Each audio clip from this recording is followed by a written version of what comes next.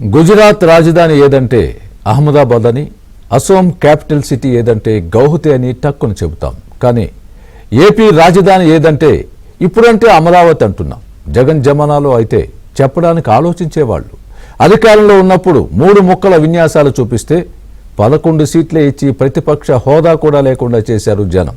పవర్లో ఉన్నప్పుడే అంతా నా ఇష్టమన్న పులివెందుల పులకేసి ఇప్పుడు నరం నాలుక రెండూ తనవి కావన్నట్టు రాజధాని అనే పదం రాజ్యాంగంలో లేదని, కేంద్రం నిధులతో నిర్మిస్తున్న ఏపీ రాజధానిగా అమరావతి నగరాన్ని అపహాస్యం చేస్తున్నారు. రాయలసీమ లిఫ్ట్ ఇరిగేషన్ పైన అవే అబద్ధాలు. అవగాహన రాహిత్యంతో రాజకీయ పబ్బం గడుపుకునేందుకు తెలుగులో ఒక మాట, ఇంగ్లీష్లో మరో మాట మాట్లాడుతూ పబ్లిక్ను కన్ఫ్యూజ్ చేస్తున్నారో, తానే కన్ఫ్యూజ్ అవుతున్నారో తెలియడం లేదు. జగన్ రెడ్డి ఇంగిత జ్ఞానం లేకుండా మాట్లాడుతున్నారని మాత్రం అర్థమవుతోందని విమర్శించారు ముఖ్యమంత్రి చంద్రబాబు. ఇరిగేషన్పై ఇప్పటికీ జగన్కు అవగాహన లేదా? కూటమితో పెట్టుకుంటే ఎత్తడే అంటూ డిప్యూటీ సీఎం ఎందుకు వార్నింగ్ ఇచ్చారు? పొలిటికల్ రంకెలు మాని 11 మంది వైసీపీ ఎమ్మెల్యేలు రిజైన్ చేయాలన్న మంత్రుల సవాల్ను పులివెందుల ఎమ్మెల్యే స్వీకరిస్తారా, తోకముడుస్తారా?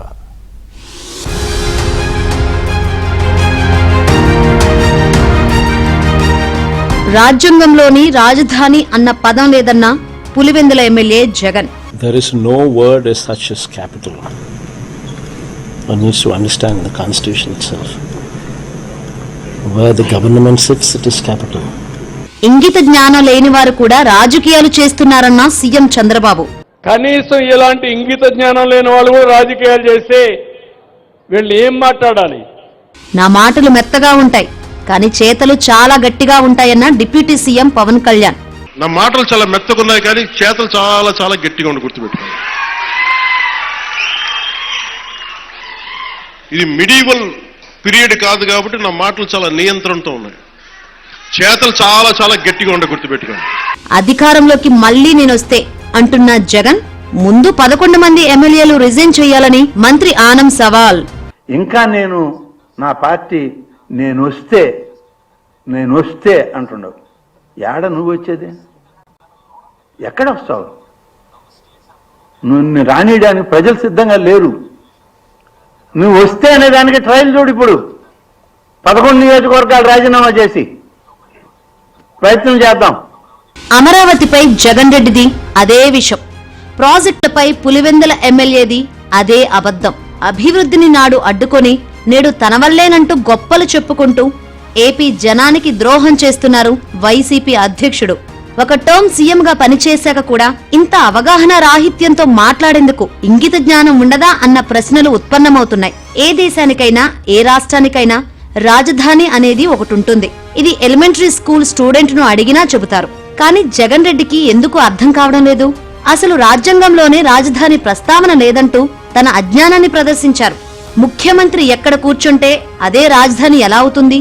అదేదో సినిమాలో ఇంత చిన్న లాజిక్ ఎలా మిస్ అయ్యావు అన్న డైలాగ్ గుర్తొస్తుంది. అధికారం పోయాక ప్యాలెస్ లో మాత్రమే టైం పాస్ చేస్తున్న జగన్ కు ఏమైనా అయిందేమో అన్న అనుమానాలు వ్యక్తమవుతున్నాయి. రాజధాని అన్న పదమే లేనప్పుడు గతంలో 3 రాజధానులు అన్నందుకు జనం ఏం చేశారో చూశాం. భవిష్యత్తులో కూడా ఈ నరకాసురుడి పాలన మళ్లీ రాకూడదని కోరుకోవాలంటూ గోదావరి జిల్లా నుంచి గర్జించారు ముఖ్యమంత్రి చంద్రబాబు. ఎవరైనా సరే బుద్ధి జ్ఞానం ఉండే వ్యక్తులు మాట్లాడతారు నాకు తెలియదు. ముఖ్యమంత్రి ఎక్కడుంటే అక్కడే క్యాపిటల్ అంట. మొన్నటి వరకు 3 ముక్కలాట ఆడారు. అంటే 3 రాజధానులు అన్నారు. ప్రపంచంలో ఎక్కడా లేవన్నాం, కానీ వినలేదు. ప్రజలు గుణపాఠం చెప్పారు, ఎన్నో ఇబ్బందులు పెట్టారు. ఇప్పుడు మాట్లాడుతున్నాడు ఎక్కడ రాజ్యాంగంలో రాజధాని పేరు లేదంట. ముఖ్యమంత్రి ఎక్కడ కూర్చొని పనిచేసి బెంగళూరులో కూర్చుంటే ఇడుపుల బాయికి పోతే అదే రాజధాని. అంటే ఏంటి చేదస్తో నాకైతే అర్థం కావడం లేదు. ఇప్పుడు అంటున్నాడు అది నది పక్కన వచ్చిందంట. పీపీపీ అంటే అర్థం కాదు. అంటే ఈరోజు రోడ్లెట్టు వచ్చాయి. భోగాపురం ప్రాజెక్టు కట్టాం. భోగాపురం ప్రాజెక్టు అదేనంటాడు. మళ్ళా అది పూర్తి అవుతా ఉంది. అయితే అప్పుడు విధ్వంసం చేసి ఇప్పుడు పూర్తయితే పేరు ఎన్డీఏకి వస్తుందని అది కూడా నాదనే పరిస్థితికి వచ్చాడు. తెలుగు రాష్ట్రాల మధ్య జల వివాదాలను ఎగదోసి రాజకీయం చేసుకునే వారికి కూడా హోల్సేల్ గా వార్నింగ్ ఇచ్చారు చంద్రబాబు. తనకు గొడవలు వద్దని, ఏపీ రాష్ట్ర ప్రయోజనాలే ముఖ్యమని, ఈ విషయంలో రాజీ పడేదే లేదన్నారు. మీరు చేసే పని పోలవరం ఒకటే కాదు, విశాఖపట్నానికి, కృష్ణా నదికి ఎన్ని నీళ్లు కావాలంటే అన్ని నీళ్లు ఇవ్వడానికి అవకాశం వస్తుంది. అక్కడి నుంచి వంశధార తీసుకెళ్తాం, ఇక్కడి నుంచి నల్లమల సాగర తీసుకెళ్తాం. నేను నిన్న కూడా ఒక మాట అన్నాను, ఎందుకు అనవసరంగా తెలుగు జాతి మధ్య విద్వేషాలు పెట్టుకుంటాం? నీళ్లు సముద్రానికి పోతున్నాయి. ఇప్పుడు పెద్ద వీరుడు బయలుదేరాడు, రాయలసీమ లిఫ్ట్ ఇరిగేషన్ అంట.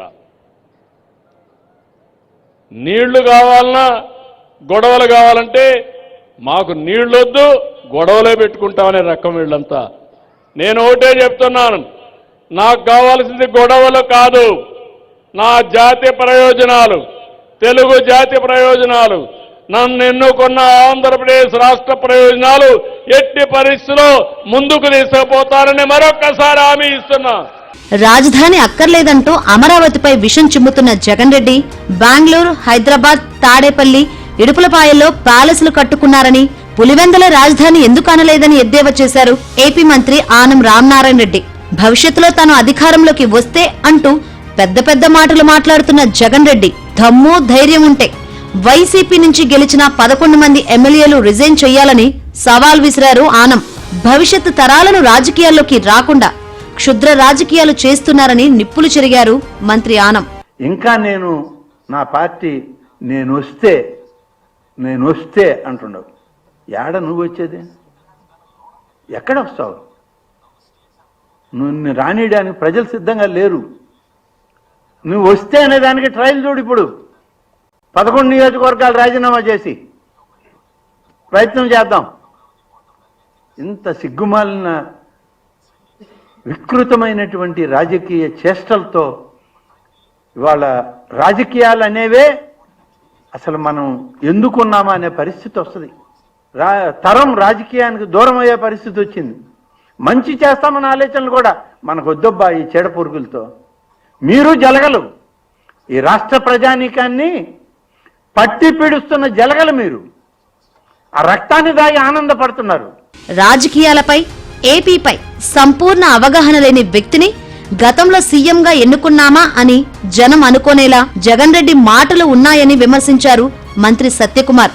అడ్డదిడ్డమైన వితండ వాదన చేస్తూ తన అవగాహన రాహిత్యాన్ని ఆయనే జనం ముందు ప్రదర్శించుకుంటున్నారన్నారు.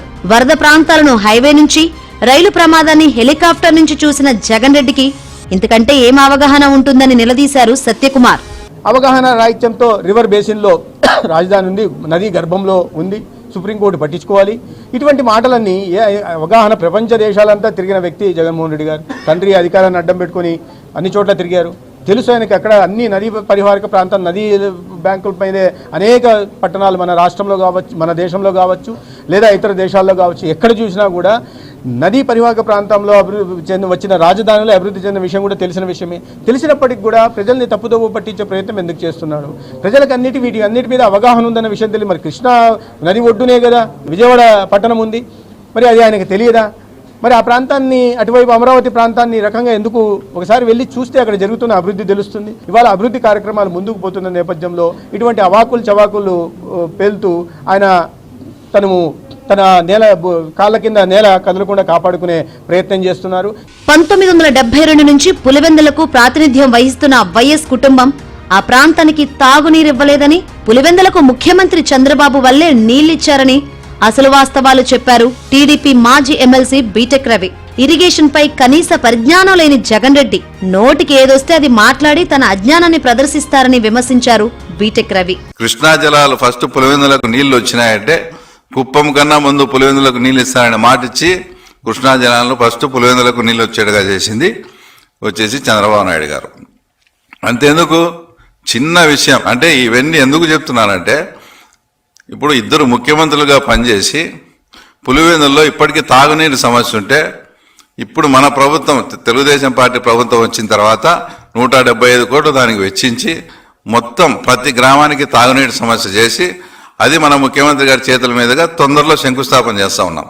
అంటే మీరు ఇన్ని 78 నుంచి మిమ్మల్ని ఎమ్మెల్యేగా ఎన్నుకున్న ఈ పులివెందుల ప్రాంతానికి తాగునీరు సమస్య కూడా ఇవ్వలేని వాళ్ళు, తర్వాత మీరు రాయలసీమ సాగునీరు ఇస్తాము, రాయలసీమ గురించి మాట్లాడుతున్నారంటే ఇది ఎట్లా ఉంటుందో కూడా ఒకసారి తర్వాత ఆలోచన చేయండి. ఏమాత్రమన్నా అవగాహన ఆయన గుండింటే పోలవరం ఆయన హయాంలో 5 నెలల్లో ఎప్పుడో కంప్లీట్ చేసేవాడు. ఎందుకంటే పోలవరం కంప్లీట్ అయితే ఫస్ట్ బెనిఫిట్ అయ్యేది రాయలసీమ, నెక్స్ట్ ఉత్తరాంధ్ర. ఎందుకంటే కృష్ణా డెల్టా ప్రాంతానికి సమృద్ధిగా శ్రీశైలం నుంచి పోవాల్సిన పని లేదు. అప్పుడు శ్రీశైలంలో ఉండే వాటర్ అంతా కూడా మనము తర్వాత వచ్చి రాయలసీమకు ఉపయోగించుకోవచ్చు.